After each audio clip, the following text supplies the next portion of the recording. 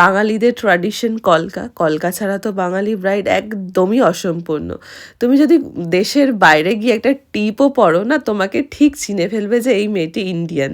তো সেই রকমই আমাদের একটা কালচারের মধ্যে পড়ে কলকাটা বা টিপ পরাটা। আর ও আমার কাছে চেয়েছিল রেড লিপস্টিক। তো রেড লিপস্টিক দেওয়ার পরে কিন্তু সুহানাকে দেখতে একদম অন্যরকম লাগছে, ভীষণ সুন্দর লাগছে। আর এবার আমি ওকে পরাবো জুয়েলারিস পরানোর এখন সেভাবে আমি কোনো ভিডিও দিতে পারি না, কারণ জুয়েলারি পরানোটা আমি মানে একটু আগেই পরিয়ে দিই, কারণ আমার হেয়ারটা করতে নয়তো খুব অসুবিধা হয়। তো জুয়েলারিগুলো মোটামুটি আমি ওকে সবটা পরিয়ে দিয়েছি।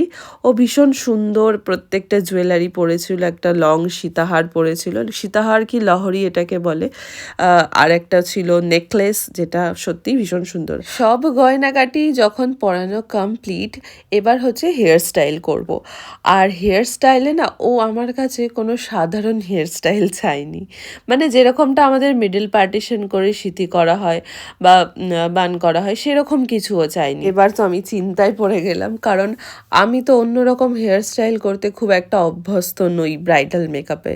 এটা রিসেপশন মেকআপ হলে অনেক রকমভাবে এক্সপেরিমেন্ট করা যায়, কারণ রিসেপশন মেকআপে মাথার মুকুটটা মেইনলি পড়ে না।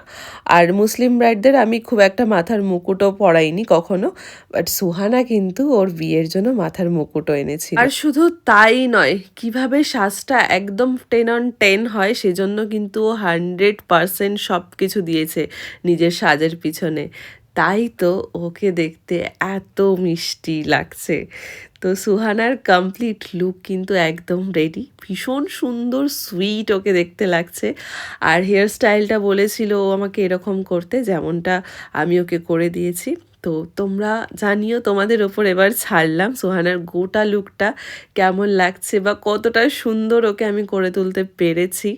আর দেখো, প্রত্যেকটা জিনিস একটু নিখুঁতভাবে যদি তোমরা দেখো, যেটা মাথার মুকুট, শাড়ি, গয়না, ওড়না সমস্তটা না একদম অন্যরকম এবং ভীষণ সুন্দর।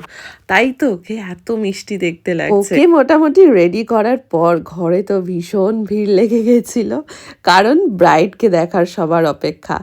আর এই যে আমার ব্রাইড একটা সুন্দর ফ্লাইং কিস করলো আর আমাকে বলে গেল, মৈত্রীদি তুমি কিন্তু খেয়ে যাবে। তো আমার তো খাওয়া দাওয়ার সময় নেই, কারণ ওর পর আরও দুটো ব্রাইড আমার জন্য অপেক্ষা করছে, তাদের কাছেও পৌঁছাতে হবে। আর আরও একবার বলে দিও যে সুহানার এই কমপ্লিট এবং গোটা লুকটা তোমাদের কেমন লাগছে, অথবা তোমরা কিন্তু ওর মতো করে সাজতে চাইলে কিভাবে কন্ট্যাক্ট করবে তার ডিটেলসটাই স্ক্রিনে আমি তোমাদেরকে দিয়ে দিলাম।